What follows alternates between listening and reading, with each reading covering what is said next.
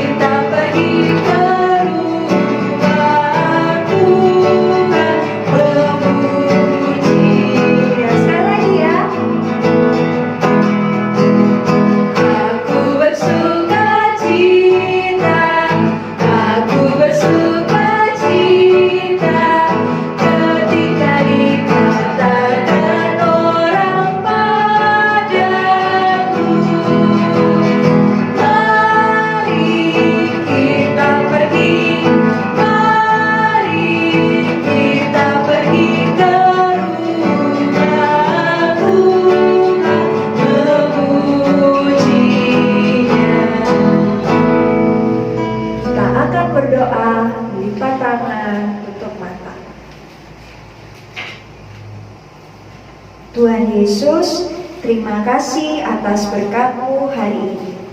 Tuhan, kami akan memulai ibadah kami, berkati dari awal hingga akhir. Terima kasih Tuhan Yesus, dalam nama Tuhan Yesus kami sudah berdoa dan mengucap syukur. Amin. Masih semangat adik-adik? Oke, kalau gitu yuk bangkit berdiri. Kita akan sama-sama menyanyikan lagu Haleluya, Haleluya, Haleluya, Haleluya. Siap adik-adik?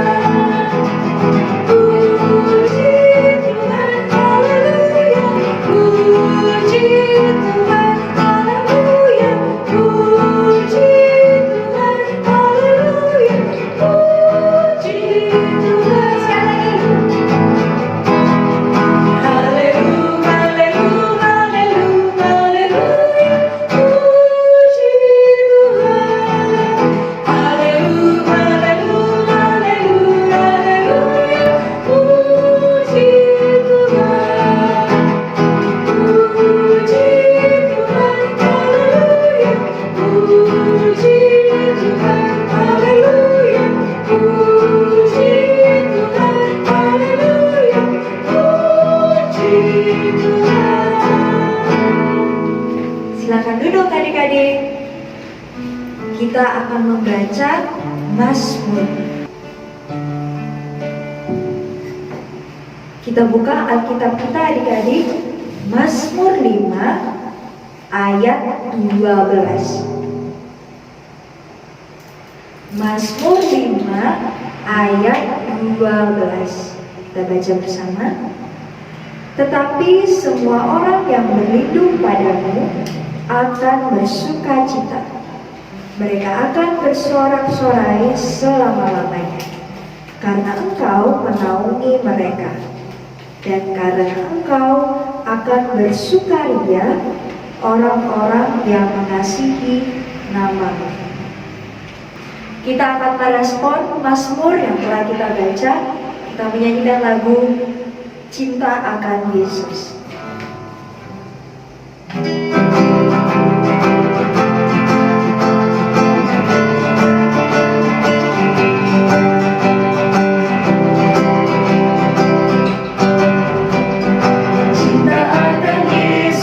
Tak berarti hanya nyanyi dan doa.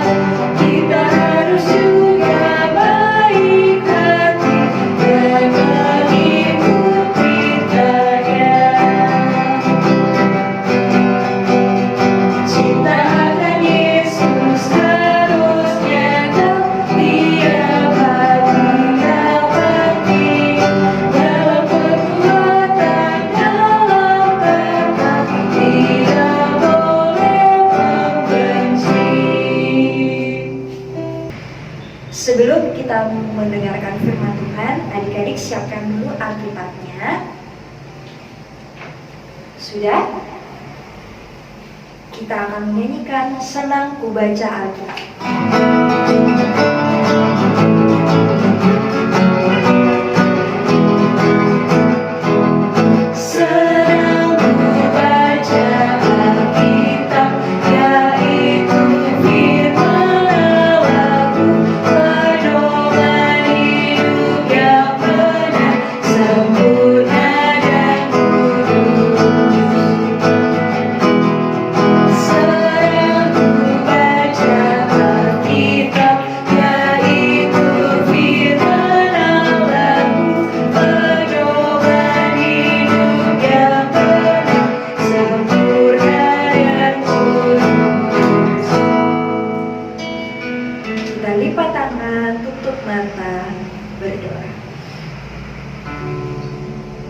Tuhan Yesus, kami siap untuk mendengarkan firman-Mu. Berkati kakak-kakak yang akan membawakan firman. Terima kasih Tuhan Yesus. Dalam nama Tuhan Yesus, kami sudah berdoa dan mengucap syukur. Amin. Selamat pagi adik-adik, selamat hari Minggu 5 Juli 2020. Minggu pagi hari ini kita belajar bersama-sama dari kitab Hakim-Hakim pasal 2 ayat 6 hingga 16. Aku adalah umat Tuhan masa kini. Aku adalah umat Tuhan masa kini. Hakim-Hakim pasal 2 ayat 6 hingga 16, demikian firman Tuhan. Setelah Yosua melepaskan bangsa itu pergi, maka pergilah orang Israel itu masing-masing ke milik pusakanya untuk memiliki negeri itu. Dan bangsa itu beribadah kepada Tuhan sepanjang zaman Yosua dan sepanjang zaman para tua-tua yang hidup lebih lama daripada Yosua dan yang telah melihat segenap perbuatan yang besar yang dilakukan Tuhan bagi orang Israel. Dan Yosua bin Nun, hamba Tuhan itu, mati pada umur 110 tahun. Ia dikuburkan di daerah milik pusakanya di Timnat Heres, di pegunungan Efraim, di seberang utara Gunung Gaas. Setelah seluruh angkatan itu dikumpulkan kepada nenek moyangnya, bangkitlah sesudah mereka itu angkatan yang lain yang tidak mengenal Allah ataupun perbuatan yang dilakukannya bagi orang Israel. Lalu orang Israel melakukan apa yang jahat di mata Tuhan dan mereka beribadah kepada para Baal. Mereka meninggalkan Tuhan, Allah nenek moyang mereka yang telah membawa mereka keluar dari tanah Mesir, lalu mengikuti Allah lain dari antara Allah bangsa-bangsa di sekeliling mereka, dan sujud menyembah kepadanya sehingga mereka menyakiti hati Tuhan. Maka bangkitlah murka Tuhan terhadap orang Israel. Ia menyerahkan mereka ke dalam tangan perampok dan menjual mereka kepada musuh di sekeliling mereka, sehingga mereka tidak sanggup lagi menghadapi musuh mereka.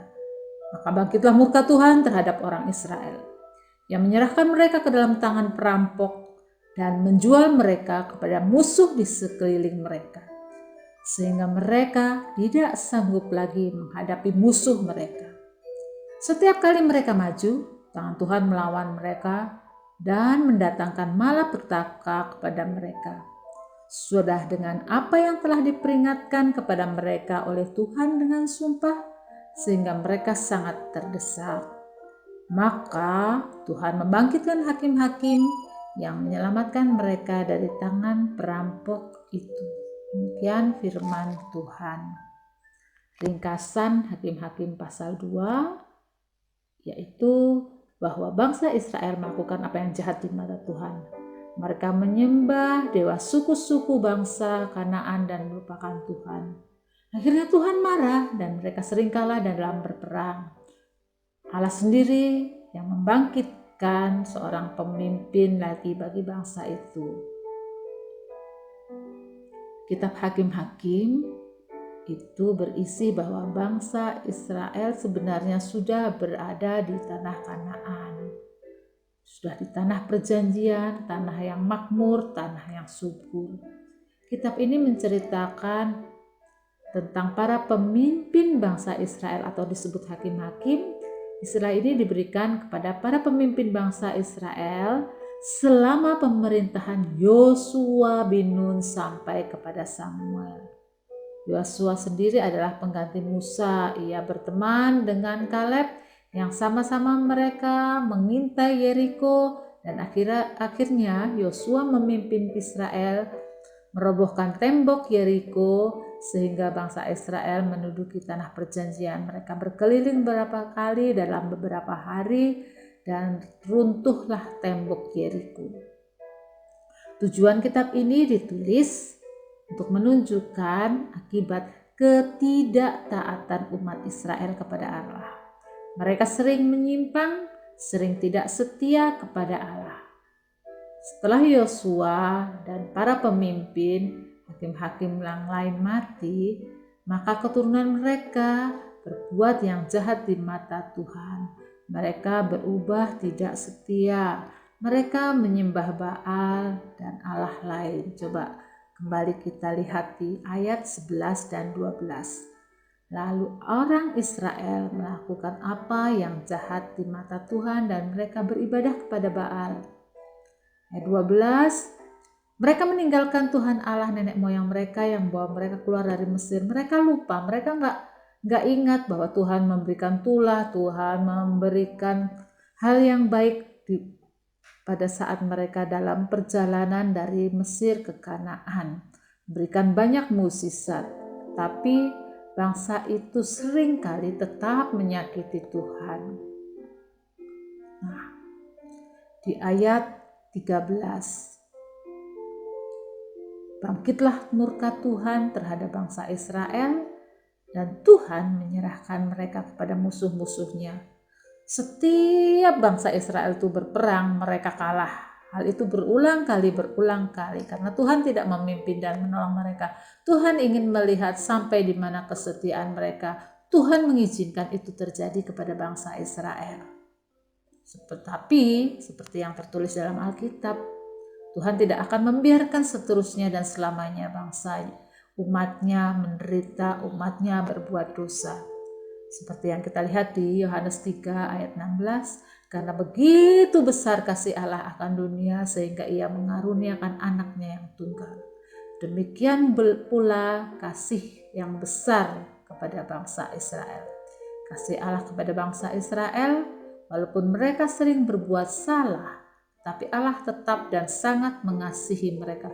Allah menghukum mereka, tetapi Allah tetap mengasihi mereka. Itu sama dengan yang terjadi saat ini di orang tua kita, guru kita di sekolah. Orang tua kita sering menghukum kita. Main gadget seharian, diperintah gak mau, dimintain tolong gak mau. Akhirnya orang tua kadang-kadang menghukum kita bersih-bersih rumah, menghukum kita beres-beres kamar, menghukum kita cuci piring, menghukum kita gak boleh pegang gadget dalam berapa jam atau dalam sehari, bahkan dalam seminggu. Ada orang tua yang menghukum kita dengan memukul, pukulan dengan kasih. Tapi ada pula yang menghukum dengan keras bahkan serem. Karena sebenarnya mereka ingin agar kita berbuat baik kembali, ingin agar kita bertobat. Hukuman itu dibuat agar kita sadar. Orang-orang di penjara dihukum agar mereka sadar, agar mereka menyadari kesalahannya, agar mereka mengerti risiko apabila mereka berbuat jahat, berbuat salah. Tuhan sangat mengasihi umatnya. Akhirnya Allah mengutus kembali hambanya di ayat 16 tadi. mengutus seorang hakim untuk menyadarkan kembali bangsa Israel, dan setelah itu mereka kembali bertobat. Allah pun beri kemenangan apabila umat berbalik dan bertobat kepadanya. Bertobat dan berbalik kepadanya, berulang kali mereka sering melakukan kesalahan, tapi kalau mereka berbalik dan bertobat, Tuhan memberikan kemenangan kepada bangsa Israel. Seperti bangsa Israel, kita pun sering melakukan kesalahan. Kita harus bangkit dari kegagalan. Bangsa Israel bangkit dari kegagalan dan mereka menyadari ketidaktaatan membawa kegagalan. Bangsa Israel sadar bahwa Allah mengizinkan kegagalan terjadi terhadap orang Israel akibat ketidaktaatan mereka. Sama dengan bangsa Israel, kita pun diajarkan untuk belajar dari kegagalan. Kita diajarkan untuk taat dan setia. Kita gagal karena seringkali kita tidak taat dan tidak setia. Berulang kali orang tua menghukum kita, berulang kali kita melakukan kesalahan, berulang kali orang tua akan mengampuni dan tetap menyayangi kita. Anak-anak milenial, anak-anak masa kini, sepertinya kita sering sekarang itu duduknya rame-rame bareng-bareng, tetapi masing-masing main HP, laptop, game online, mainannya sendiri, tidak peduli ke lingkungan. Nah, walaupun kita disebut anak-anak milenial, ingat, kita adalah anak-anak Tuhan. Kita adalah anak-anak Allah, bukan anak-anak dunia. Kita harus tunjukkan, kita harus taat dan setia. Contoh di atas, keponakan kakak mereka duduk berdua, satu main HP, satu main laptop. Yang di bawah 5 orang, tapi pegang gadgetnya masing-masing. Itu tidak baik untuk anak-anak milenial, walaupun kita disebut anak-anak milenial, tapi kita adalah anak-anak Tuhan. Kita harus belajar menunjukkan kasih kita kepada sesama. Belajar menunjukkan ketaatan kita kepada Tuhan dan kepada orang tua. Taat kepada orang tua, taat kepada sesama, kasih kepada sesama. Sampai jumpa, Tuhan memberkati. Terima kasih Bapak dalam kerajaan surga atas firman yang telah Tuhan berikan kepada kami, untuk kami baca, untuk kami dengarkan bersama adik-adik kami. Tuhan tolong kami agar kami dapat belajar taat dan setia seperti bangsa Israel yang akhirnya kembali berbalik kepadamu, taat dan setia. Tolong kami Bapa, kami sebagai anak-anak, kami dapat hidup kudus, kami dapat hidup berkenan kepadamu, memancarkan sinar kasih-Mu dimanapun kami berada. Sebagai anak-anak yang masih kecil, kami tetap belajar taat walaupun kami sering melakukan kesalahan. Kami tetap setia kepadamu, kami tetap setia kepada orang tua kami tetap belajar dengan penuh semangat walaupun kami harus belajar di rumah. Kami harus mengasihi orang-orang di sekeliling kami, saudara bersaudara. Berkati dan pimpin kami Tuhan dalam setiap langkah kami, baik kemarin, hari ini, kekal selamanya. Terima kasih Tuhan Yesus, inilah doa sembahyang kami yang kami bawa dan kami alaskan ke dalam tangan kasih-Mu. Di dalam nama Tuhan Yesus kami berdoa dan mengucap syukur. Amin. Bagaimana firman Tuhan hari ini adik-adik?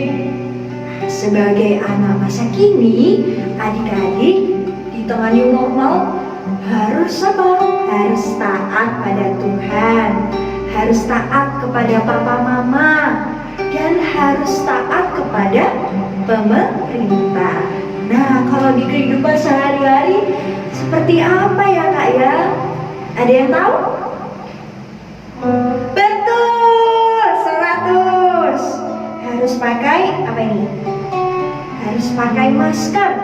Kalau keluar harus pakai masker. Maskernya nggak boleh ganti-gantian. Bagus yang punyanya kakek dah, tuker, nggak boleh, tetap pakai punyanya sendiri. Selain itu, Harus pakai hand sanitizer. Habis pegang sesuatu, jangan lupa bersihin tangannya pakai hand sanitizer. Kita akan merespon firman Tuhan. Kita menyanyikan lagu Yesus Menginginkan Damai.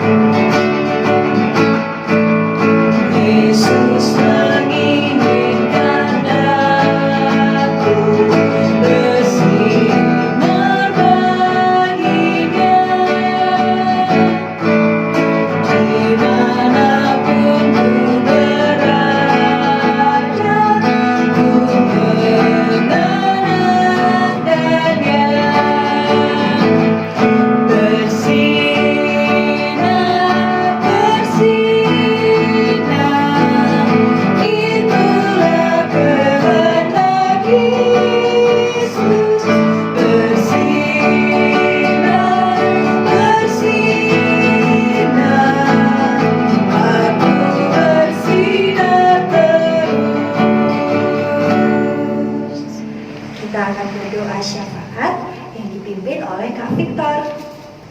Mari adik-adik kita satu dalam doa. Allah Bapa yang baik, terima kasih ya Tuhan atas penyertaan-Mu dalam kehidupan kami sehari-hari ya Tuhan. Saat ini kami mau berdoa ya Tuhan untuk adik-adik layan ya Tuhan. Kiranya Tuhan menyertai, memberkati dimanapun adik-adik layan berada ya Tuhan.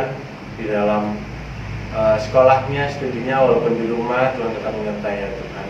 Dan juga Tuhan juga menyertai dan memberkati orang-orang tua ya Tuhan yang menjaga adik-adik di rumah ya Tuhan. Tuhan berikan kesehatan, Tuhan berikan perlindungan dimanapun orang tua kami berada ya Tuhan. Dan tak lupa ya Tuhan, kami juga berdoa untuk pemerintah kami ya Tuhan, kota Surabaya ya Tuhan. Kau tahu dalam akhir-akhir ini ya Tuhan, pandemi ini ya Tuhan sangat meresahkan kami ya Tuhan. Tapi kami yakin dan percaya ya Tuhan, Tuhan ikut campur tangan ya Tuhan di dalam pemerintah kami ya Tuhan untuk memberantas virus ini ya Tuhan. Terima kasih ya Tuhan. Inilah doa dan pengucapan syukur kami di dalam nama Tuhan Yesus. Haleluya. Amin. Oh, Bapak kami ya? Iya, Bapak kami. Haleluya, terus Bapak kami aja. Bapak kami lagi. Tak bantu dari sini. Oke. Terus ojo nang-nang i. Oke. 3, 2. Haleluya. Di dalam nama Tuhan Yesus. Di dalam nama Tuhan Yesus. Haleluya. Bapa kami yang ada di surga. Kok nggak enak sih Tong? Di dalam nama Tuhan Yesus yang telah mengajar kami berdoa. Iya. Kadang bingung itu. Dalam nama Tuhan Yesus yang telah mengajarkan kami berdoa. Bapa kami yang ada di surga, dikuduskanlah namamu, datanglah kerajaanmu, jadilah kehendak-Mu di bumi seperti di surga. Berikanlah kami pada hari ini makanan kami yang secukupnya, dan ampunilah kami akan kesalahan kami, seperti kami juga mengampuni orang yang bersalah pada kami. Dan janganlah membawa kami dalam pencobaan, tetapi lepaskanlah kami daripada yang jahat. Karena Engkau yang punya kerajaan, dan kuasa, dan kemuliaan, sampai selama-lamanya. Amin. Adik-adik, kita akan memberikan persembahan. Siapkan uang persembahannya. Adik-adik berikan ke Mama. Nanti Mama berikan ke gereja. Kita naikkan pujian Aku Sukamu Bagi.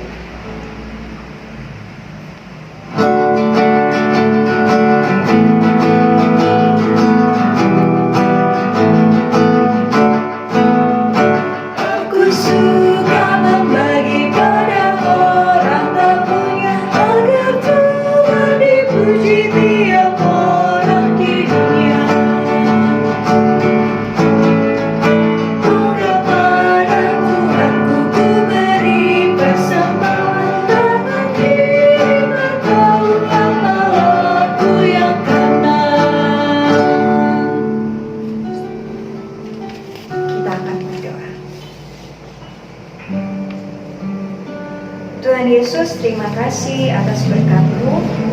Pada pagi hari ini kami telah memberikan persembahan kami. Berkati persembahan kami agar dapat berguna bagi kerajaan. Berkati majelis yang akan mengelola uang tersebut. Terima kasih Tuhan Yesus. Dalam nama Tuhan Yesus kami sudah berdoa dan mengucap syukur. Amin. Kita akan mengakhiri ibadah kita pada pagi hari ini. Adik-adik, jangan lupa cuci tangan, pakai hand sanitizer, pakai masker, dan yang terpenting, jaga jarak. Oke, kita menyanyikan lagu Sertai Kami Tuhan.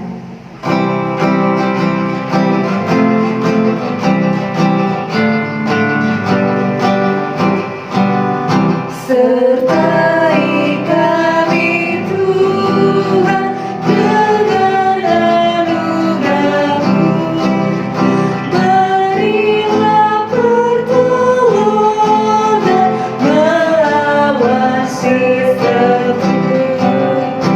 Sertai kami Tuhan di dalam firman-Mu, sehingga kebajikan dan selamat-Mu penuh.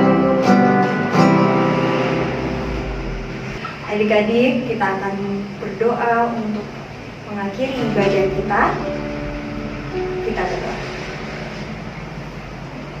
Terima kasih Tuhan Yesus atas penyertaan-Mu. Engkau telah memberkati kami dari awal ibadah ini hingga akhirnya. Tuhan, berkati kami agar kami sebagai anak-anak masa kini dapat taat, patuh terhadap orang tua, pemerintah, dan terlebih terhadap Tuhan. Terima kasih Tuhan. Kami serahkan 1 minggu kami ke depan ke dalam tangan-Mu. Pertemukan kami kembali dalam ibadah IHMPA kembali. Terima kasih Tuhan Yesus. Dalam nama Tuhan Yesus kami sudah berdoa dan mengucap syukur. Amin.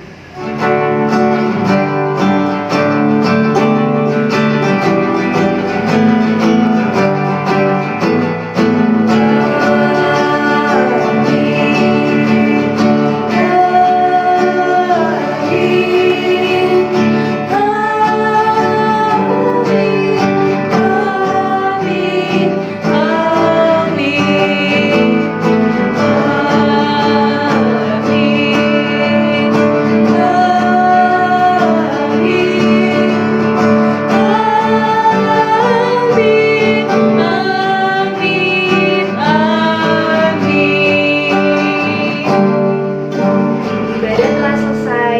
Silakan saat teduh.